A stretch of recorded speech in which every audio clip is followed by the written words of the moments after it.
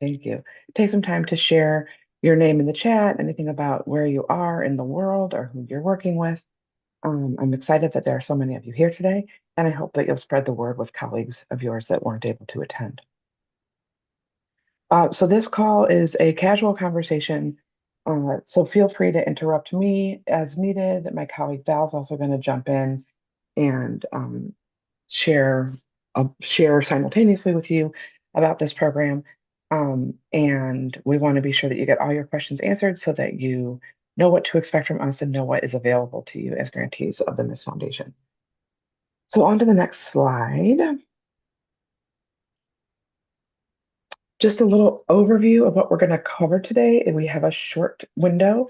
So I know I talk fast. If I talk too fast for you, let me know. We're here to share what Progressive Multiplier is offering to MIS Foundation grantees to help you move forward toward financial resilience. And by the end of the meeting, we'd like that each group will be able to understand the offerings. You'll be able to complete the survey that we'll provide in an email afterward. You'll know how to access the offerings that we'll be discussing today, and you'll know who to contact with questions. So in order to get that done, we will talk a little bit about why financial resilience. We'll talk about the offerings and then recap the actions to take after today's call. Any questions before we dive into the next slide?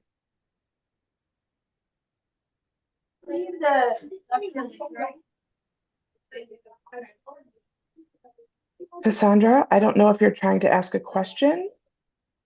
I can't hear. Oh, there we go. Okay, maybe not. All right, then we'll head to the next slide. So just briefly about Progressive Multiplier's theory of change. We can see in reality that the progressive movement is financially fragile. Groups that are trying to advance justice and democracy are constrained by charitable funding models that are outdated, designed to not allow people to find resilience, and also government regulations that were not designed to sustain power building. So this locks organizations into a fragile financial position, short-term revenue streams, stifling groups' ability to scale, innovate, and achieve financial resilience. So if we don't change how we move capital and resource the work, the movement will remain trapped in this cycle of like precarity and an inability to forecast the future, which undermines our potential to create change. Next slide. So we know that the progressive movement can thrive by diversifying revenue and building financial resilience. If we can transform the foundation of the movement, we can shift from scarcity to abundance and ground our work in intentional and durable strategies. Is there a question in the chat or in the group? Jeanette, would you mind muting? On your music platforms. Jeanette, would you mind muting, please? Listening today. Oh, how does it mean? Okay. Sorry about that. So we know that if we can diversify and modernize revenue streams, organizations will be able to innovate, scale their own solutions, and sustain their impact over the long term, so that the movement can be resilient, adaptive, and built to last. Next up. A little bit about Progressive Multiplier. We believe that money multiplied and knowledge democratized will lead to change amplified. Our purpose is to help organizations working to achieve justice and realize democracy to build financial resilience so your pursuits are bold, adaptive, and built to last. Next. Just briefly, our theory of change. We believe that there's a chain reaction at work in the work that we do. So we start with building the foundation with working with groups to strengthen their technology, staffing, and operational systems so that groups can efficiently invest in their own growth. We implement best practices with groups that we partner with so that they can be quick off the starting line to earn their own independent revenue. We also provide groups with RevGen investment roadmaps so that people know where to invest their next dollar for independent revenue that will allow them to achieve resilience. We explore, test, and refine RevGen ideas in a safe environment. And then we democratize our knowledge to cultivate communities of practice and care. So PM works in many different arenas, not all of which are relevant to the Miss Foundation grantees at this moment, but I wanted you to just understand sort of how Progressive Multiplier does its work so that you can have a sense of where the work we're doing with you fits into all of that. Next slide. This is just a quote from one of our partners. Independent revenue generation is allowing us to build an agenda to thrive, while a lot of our funding focuses on how to defend. And that's from Alejandra Gomez at Lucha. We know that independent revenue generation is the thing that will allow groups to be not only resilient, but truly like self-determined in the work that they want to do and liberated from the boom and bust cycle of foundation funding. Moving on. Actually, we're going to skip this slide and go to what we've heard. So what we've heard from our work in the movement, and even from some of you, is that help with revenue generation is a unanimous priority among our partner groups when asked about the support that you need. As the fundraising and risk landscape changes rapidly, it's really incumbent upon groups and imperative that people find the way toward independent and unrestricted dollars. Many groups are extremely reliant on a few institutional funders, and that creates risks to their sustainability. Surely all of you have either been engaged with or heard of someone engaged with a foundation that says, you guys do really great work, and we are so proud to have supported you for the last several years. And also, we're changing priorities and moving in another direction, and you'll no longer be eligible for funding. That can present significant problems for organizations, having to downsize, rescale the work that they're doing, scramble to find a way to make up that revenue. It's just an entirely unnecessary challenge if groups can find a way to break free from some of that reliance on institutional funding so that they're not worried about whether a foundation gets distracted by a new priority. And we also have heard time and time again that folks who are working in revenue generation are looking for community and to share best practices among people who get it. So, evolving how we support financial resilience. To raise and retain revenue in the near term, we're going to provide on-demand RevGen consultation and coaching, host communities of care and practice sessions to build community, deliver live trainings to develop practical skills in RevGen, and launch a dedicated online toolkit for the Miss Foundation grantees. And I'm going to take a breath because I realized I was so excited to get started that I didn't introduce myself or Val. But questions first, and then we'll go backwards into introductions.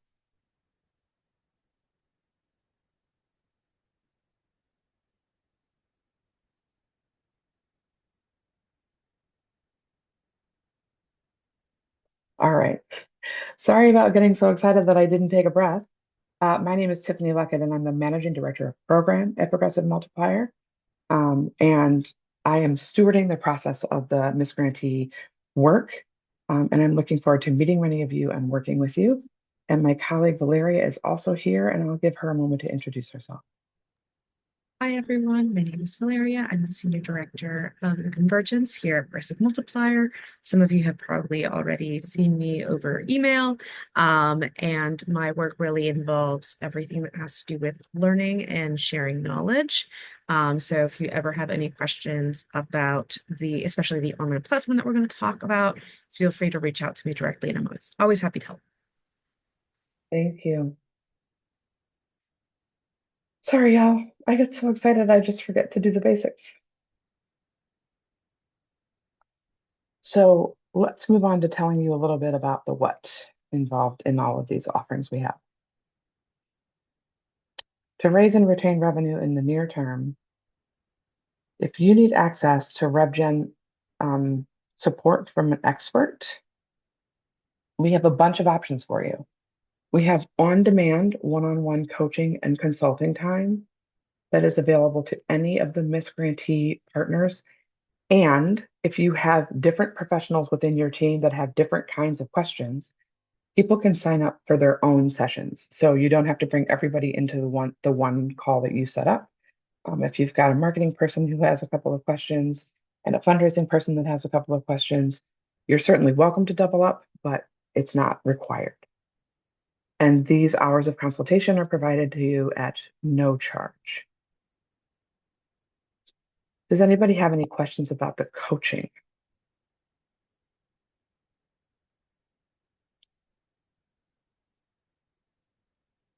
To give an example of the kinds of questions that we sometimes see in our coaching sessions, I've had groups come to me and say, I don't have a fundraising plan. Can you help me figure out how to write one for the coming year? I don't know how to write a proposal. I don't know how to organize our individual giving work so that I'm making sure our email program is as strong as it could be, or our major donor program. I might have a group come to me and say, hey, we need to revise our pitch deck. Can you help me figure out how to make our pitch deck as effective as possible? Val, do you have other examples of the kinds of questions you've gotten in coaching? Ooh. I've gotten, the executive director doesn't want to send emails. What do I do? Mm. Or, everyone is driving me crazy and no one seems to understand what fundraising is. What do I do? We need our board to be supportive in fundraising, but none of them have any experience and they think anything that has to do with money is icky. What do I do? So really like the full gamut. I think sometimes we call it fundraising therapy, but it really can be everything from talking through some challenges that you're facing with your staff culture to looking at what can be a feasible fee structure for a fee-for-service program to, as Tiffany said, talking through creating a development plan, thinking through end-of-year planning or campaign fundraising. So really bring all those questions to us and we will find a way to support and have that coaching time specifically to support and really make sure that we're able to find the resources that you'll need. Thank you, Val. Um, Um, can I yeah, ask? there's a question. Please go ahead. Yes. Patricia from Sister Reach, in Tennessee. Um, do you provide coaching or advice through, completed proposals? I Do you think if help an I organization to ensure that, the proposal is competitive, that sort Hmm. of thing? Sure, I'm going to restate the question to be sure that I understand you, but it sounds like you're asking if you could share a proposal with one of our coaches and double check that this is meeting the needs of the RFP and does it Yes, make ma'am. sense and present a cogent argument that's worthy of funding? Yes, ma'am. Yes, we can absolutely do that. We're happy to do that. And just so that everybody understands, you're also not limited to one conversation with us. So you might come and say, hey, I've got this proposal, and this is our boilerplate proposal, but I don't have a really good sense of how to change it up for different audiences. How could we make a couple of adjustments to meet, let's say we're in the repro space, but we're also in the health space. How do I approach health funders with the proposal? What do I need to change about it? How do I reach repro funders with this proposal? What do I need to change about it? So we can do all that kind of shaping for you or with you. And we can do that over the course of several sessions or one session. Please think of this as like phone a fundraiser time. If there's something keeping you up at night and you think, if I could just get someone's ear who knows this work really well, maybe I could solve this problem, call us. That's what we're here for. Thank you so much for your question, Patricia. It's helpful for other people to hear examples of things that they might also be thinking of. Are there other questions about the coaching? All right. I'm going to hand it off to Val to talk about the communities of care and practice sessions and the dedicated online part of our Convergence for the Miss Foundation. So actually, should I talk, Tiffany, just through the process about how to get online and access the resources and the resources themselves? Sure. Awesome. So some or most of you should have received a survey. I can actually put a list in the chat, and if your organization is on this list, that means that you've already submitted the survey, you're good to go. And if you don't have access to the online portal, shoot me an email and I'll make sure to get you set up. If your organization is not on the list for this survey, if you can pretty please fill out the survey or have someone on your team fill out the survey. The reason why we are starting with the survey before we go into everything else, for those, actually, do we have anyone on the call who has filled out one of the surveys?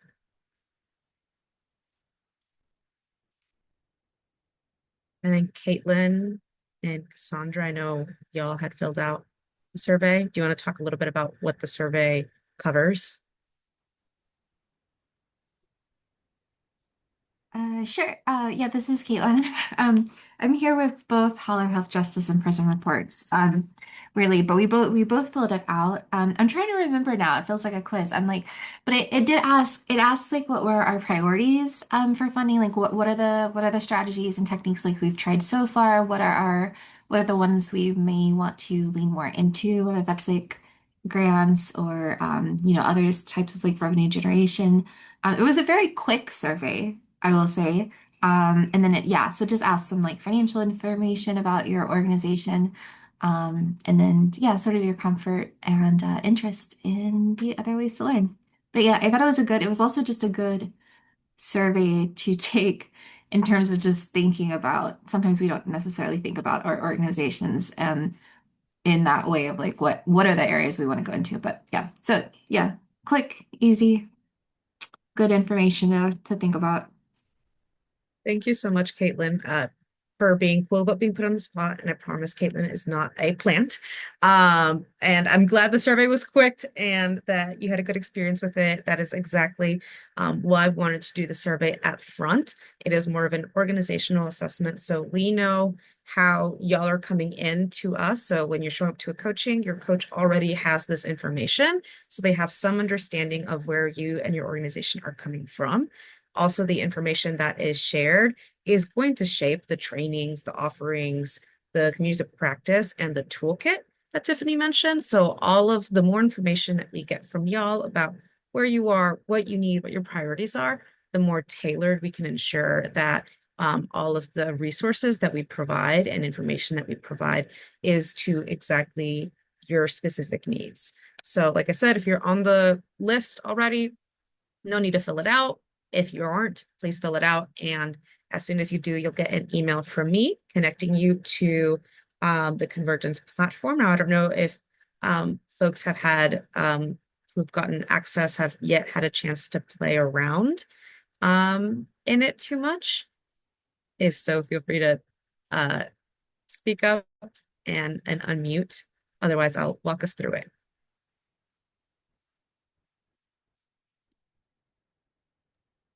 Nadia, I see your note about don't remember receiving an invite. I will make sure that if you have filled out the survey and you should have gotten an invite, that we remember that so that we can push that message to you one more time. Yeah, I see you on here, Nadia. You submitted a survey on the 22nd. Thank you for letting me know that you didn't receive it. I'll make sure to follow up and get you an email with the information. But thank you. Cassandra, go ahead. I don't know if you all have said this or not because I was in transit, but so my team is super small and I'm thinking that maybe more than one of us could benefit with the or from the coaching session. So are we able to kind of swap folks out? Like, our ED comes for a session for one thing and board member goes for something else. Absolutely. Yep. You can have either, if you said the ED really wants to talk about ED things, but I'm the director of development and I want to talk about director of development things, you could both sign up for separate sessions or you could come in together. Oh, good. Okay. That's good. And Sandra, I don't remember if I saw you on the list, but basically once you fill out the survey and I send you an email, If you send me the list of everyone on your team that you want to have access to this portal, I will make sure to sign them up and they'll get their own like portal entry and everything. So that they have the same access to the trainings, to the forum, to the coachings, to the tools, everything. So everyone on your team, once you've submitted the survey, can have access to all the tools.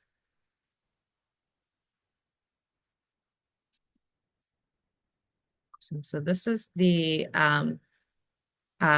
homepage for Miss Foundation. The goal is that all of our offerings will be centralized in one place. So you always can come in here and check what's going on and have access to things.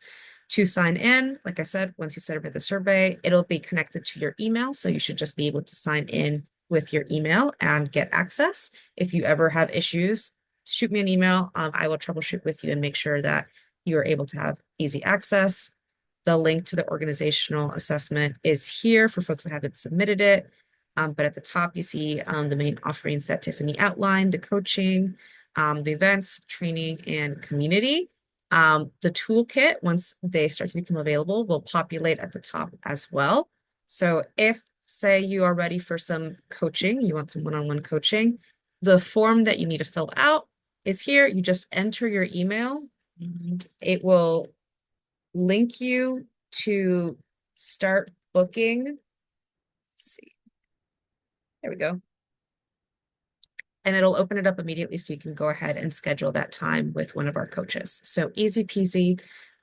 Once you do it through here, you're able to set up more sessions with our coaches, either one-on-one with them, or if in the example that Cassandra was giving, if the ED sets up a time to do an hour coaching, but later your development director is on the platform and says, actually, I also want to do an hour of coaching, they can also come here and schedule that time as well without having to go through each other to coordinate some time. So scheduler is on the home page.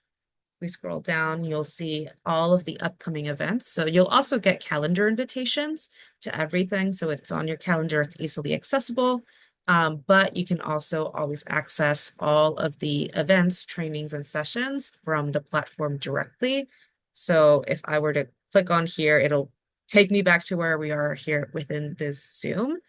But like I said, everyone should have a calendar invitation for these sessions once they are signed up for the Convergence.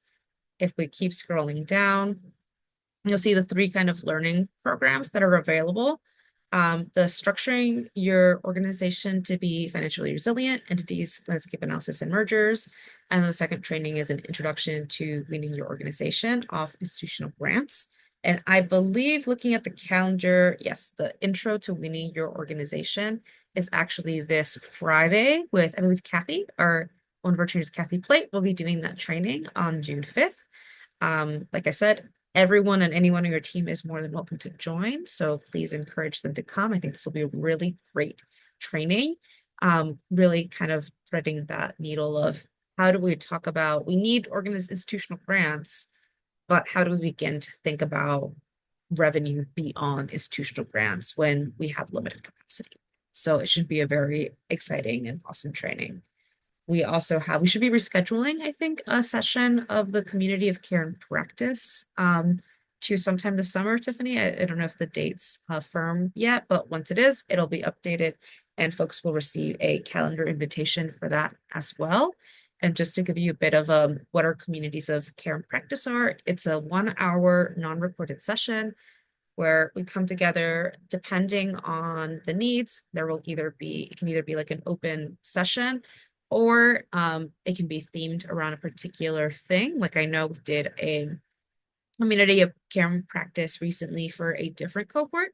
And the focus of that one was fundraising culture and talking about the struggles that folks were facing when it came to building a culture of fundraising in their organization, how they are approaching those challenges, and like what are some possible solutions. So you're always welcome to join these. If you click through the course, I think there's an option for you to put in a little like, hey, this is what I want to talk about. But yes, everything is out here on the timeline. So you should always be able to either hop in if you don't have access to your calendar. Any question about the trainings or the live community practice sessions?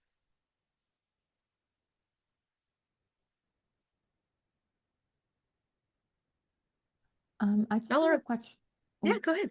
Yeah. I just had one quick question about the community of practice piece. I'm curious if you guys have like breakout groups or any kind of um topic specific kind of cohorts, like if folks are working in like the economic justice space or like housing or maternal health or climate resilience, like are there any kind of like very specific like topic areas that folks can kind of talk through, or is sort of like everybody together? That's a great question, Abina. Both. So this is really a community for y'all. So really, if you're like, I want to meet up with other folks that are talking about economic justice and fundraising around economic justice, be like, okay, great. Let's make that happen within what we have going on. So it really is about what y'all need. So we could set up one of the communities of practice to be divided up by issue area if that's what folks would like. So it really is like if you have something in particular that you would like to see, let us know. Let us know the survey through email, through chat, and we can make that happen. Because this is about making sure that we are building a community that works and serves y'all. I'm glad that was helpful. Go ahead, team. Yes, thank you for that question. Um, I also would like to add that when we talk about communities of care and communities of practice, we're talking about sometimes it's just like, let's get together, take an exhale together, not feel so isolated as fundraisers, which I think a lot of you can relate to. Sometimes it's hard to be the fundraiser, especially if you're the only one and feeling like nobody here understands what I'm doing. Everybody in here will understand what you're doing. And then sometimes we'll have communities of practice where we're actually talking and practicing together some new application of knowledge. So maybe after the training on weaning yourself off foundation grants, we might dedicate some of the next community of care and practice time to actually working with worksheets that will help you map out your revenue and think about moving to the next level. So we might sort of practice that together so we can do both the care and the practice. So you'll actually be able to apply some of the skills that you're learning. Tiffany. And then the last thing that I want to show y'all is this is new to us as school, fun new function. So y'all are actually one of our first cohorts that get to use our fancy new online platform. So I'm very excited for y'all to experience it. And please, please, please, as always, like I want to hear all of the feedback as you're using the platform, attending the trainings, attending the sessions, so we know how to improve. So we have also this community button function that takes you to the community of care forum and an outline, but also the community forum, which is we have a specific space for Miss Foundation folks to actually chat to each other and talk to each other and say, I don't know, what's an issue that that's top of mind for someone. Targeting the mailing list. Can you say that again, Tiffany? Targeting in my mailing list.